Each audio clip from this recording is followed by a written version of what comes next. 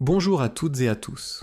Aujourd'hui, je vais aborder un sujet qui touche énormément de personnes après 60 ans et sur lequel circulent beaucoup d'idées reçues.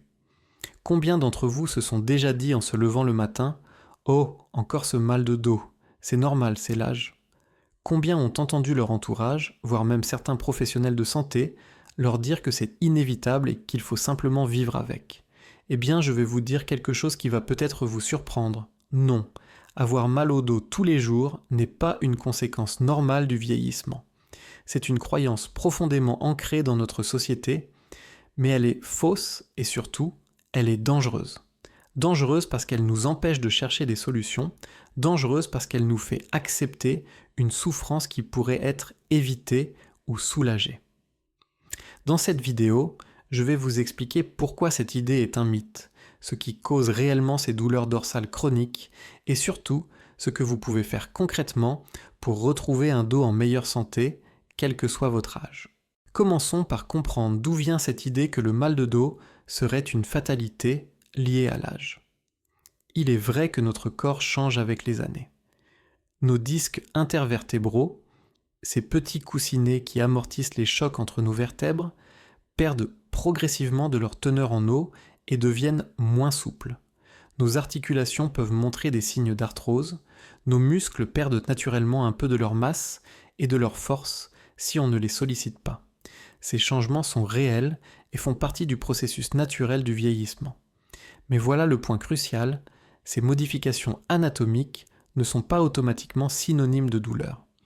De nombreuses études scientifiques ont montré que beaucoup de personnes présentent des signes d'arthrose ou de dégénérescence discale à l'imagerie médicale sans jamais ressentir la moindre douleur. A l'inverse, certaines personnes souffrent terriblement alors que leurs examens ne montrent que des changements minimes. Ce décalage nous prouve une chose fondamentale. La douleur chronique au dos n'est pas une simple question d'usure mécanique. Elle est multifactorielle et c'est justement parce qu'on peut agir sur plusieurs de ces facteurs qu'on peut améliorer la situation. Alors, quelles sont les véritables causes de ces douleurs dorsales persistantes ? La première, et probablement la plus importante, c'est la sédentarité. Avec l'âge, beaucoup de personnes réduisent progressivement leur activité physique, parfois par peur de se faire mal, parfois parce qu'elles pensent qu'elles doivent se ménager, parfois simplement par changement de mode de vie après la retraite. Mais nos muscles dorsaux, nos abdominaux, tous ces muscles qui soutiennent notre colonne vertébrale ont besoin d'être utilisés régulièrement pour rester forts et fonctionnels. Quand on bouge moins, ces muscles s'affaiblissent, et c'est là que les problèmes commencent. Un dos mal soutenu va compenser, se crisper, créer des tensions qui, jour après jour, deviennent des douleurs chroniques. La deuxième cause majeure, c'est la posture.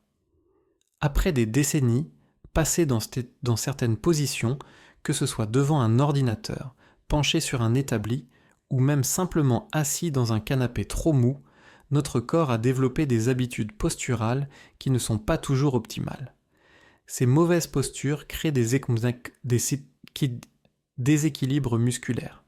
Certains muscles sont trop tendus, d'autres trop faibles, et ces déséquilibres génèrent de la douleur. Ensuite, il y a le facteur inflammatoire. Avec l'âge, notre corps a tendance à développer ce qu'on appelle une inflammation de bas grade, une inflammation chronique, légère mais permanente. Cette inflammation peut être aggravée par notre alimentation, notre niveau de stress, notre qualité de sommeil, et elle contribue aux douleurs articulaires et musculaires. N'oublions pas non plus le poids. Un surpoids, même modéré, représente une charge supplémentaire pour notre colonne vertébrale, particulièrement au niveau lombaire. Enfin, et c'est un aspect qu'on sous-estime souvent, il y a les facteurs psychologiques. Le stress, l'anxiété, la dépression peuvent tous amplifier la perception de la douleur et créer des tensions musculaires qui aggravent le mal de dos. Les recherches scientifiques des dernières décennies ont complètement transformé notre compréhension du mal de dos. Des études de grande envergure ont suivi des milliers de personnes pendant des années et ont démontré que l'activité physique régulière, même commencée tardivement, réduit significativement les douleurs dorsales chroniques. Une étude australienne particulièrement intéressante a montré que des personnes de plus de 70 ans qui n'avaient jamais fait d'exercice régulier de leur vie ont pu, en quelques mois seulement d'activité adaptée, réduire leur douleur dorsale de plus de 50%. D'autres recherches ont prouvé que les exercices de renforcement musculaire ciblés sont aussi efficaces, voire plus efficaces dans certains cas, que les médicaments antidouleurs pour gérer les lombalgies chroniques. La science nous dit aussi que le mouvement est un médicament. Contrairement à ce qu'on pensait autrefois, rester au repos quand on a mal au dos est souvent la pire chose à faire. Le repos prolongé affaiblit encore plus les muscles et aggrave le problème à long terme. Ce qu'il faut, c'est du mouvement adapté, progressif, mais régulier. Les neurosciences de la douleur nous ont également appris que la douleur chronique n'est pas simplement le signal d'une lésion tissulaire. C'est un phénomène complexe dans lequel notre système nerveux peut devenir hypersensible et continuer à envoyer des signaux de douleur même quand la blessure initiale est guérie. Cette compréhension ouvre des pistes thérapeutiques nouvelles, notamment par la rééducation neuromusculaire et les thérapies cognitivo-comportementales. Maintenant, parlons de ce qui vous intéresse vraiment. Que pouvez-vous faire concrètement pour améliorer votre situation ? La première recommandation, et c'est la plus importante, c'est de bouger. Mais attention, bougez intelligemment. Il ne s'agit pas de vous lancer dans un marathon demain matin. L'idéal, c'est de commencer par de la marche quotidienne. 30 minutes par jour, c'est déjà excellent. Si c'est trop au début, commencez par 10 minutes et augmentez progressivement. La marche sollicite tous les muscles du dos en douceur, améliore la circulation, réduit l'inflammation. Ensuite, les exercices de renforcement musculaire sont essentiels. Je ne parle pas de soulever des poids énormes en salle de sport. Des exercices simples que vous pouvez faire chez vous, comme le gainage modifié, les exercices de pont fessier, les extensions dorsales légères, peuvent faire une différence considérable. L'idéal est de se faire accompagner au début par un kinésithérapeute qui pourra vous montrer les bons mouvements adaptés à votre situation spécifique. Les étirements sont également importants, particulièrement pour les muscles qui ont tendance à se rétracir avec l'âge comme les ischio-jambiers et les fléchisseurs de hanches. Concernant la posture, prenez conscience de votre position tout au long de la journée. Quand vous êtes assis, vos pieds doivent toucher le sol, votre dos doit être soutenu, vos épaules détendues. Pensez à vous lever et à bouger toutes les 30 minutes si vous restez assis longtemps. La nuit, votre matelas et votre oreiller jouent un rôle crucial. Un matelas ni trop dur ni trop mou, qui soutient les courbes naturelles de votre colonne, et un oreiller adapté à votre position de sommeil peuvent vraiment changer la donne. Du côté de l'alimentation, privilégiez une alimentation anti-inflammatoire. Beaucoup de fruits et légumes, des poissons gras riches en oméga 3, des noix, de l'huile d'olive et réduisez les aliments ultra transformés, les sucres raffinés et les graisses saturées. Restez bien hydraté également, car vos disques intervertébraux ont besoin d'eau pour rester souples. Si vous êtes en surpoids, même une perte de poids modeste, de l'ordre de 5 à 10% de votre poids corporel, peut soulager significativement votre dos. Et n'oubliez pas l'aspect psychologique, des techniques de gestion du stress comme la méditation, la respiration profonde ou même simplement des activités qui vous font plaisir et vous détendent peuvent avoir un impact réel sur vos douleurs. Il est important de savoir quand il faut absolument consulter un professionnel de santé. Si votre douleur au dos s'accompagne de symptômes comme une perte de force dans les jambes, des fourmillements persistants, des problèmes de contrôle de la vessie ou des intestins, ou si vous avez une douleur intense qui ne diminue pas même au repos, consultez rapidement. Ces signes peuvent indiquer une compression nerveuse ou un autre problème qui nécessite une prise en charge médicale spécifique. Si vous avez eu une chute, un traumatisme, ou si vous avez de la fièvre en plus de votre mal de dos, consultez également. Pour les autres situations de douleur dorsale chronique sans ces signes d'alerte, un kinésithérapeute spécialisé peut être votre meilleur allié.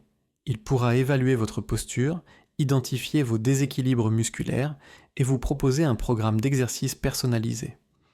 Parfois, quelques séances suffiront à vous mettre sur la bonne voie.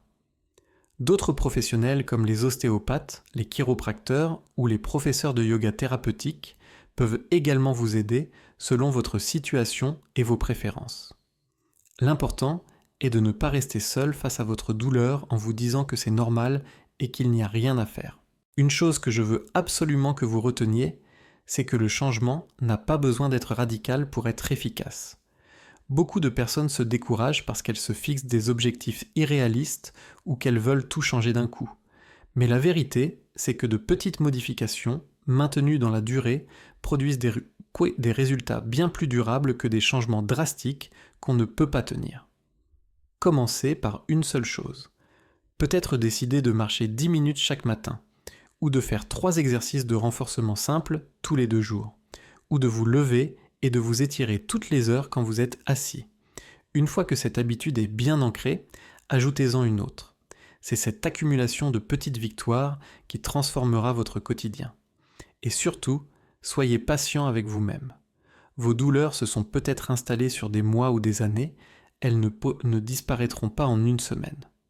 Mais avec de la constance, la grande majorité des personnes constatent une amélioration significative en quelques semaines à quelques mois.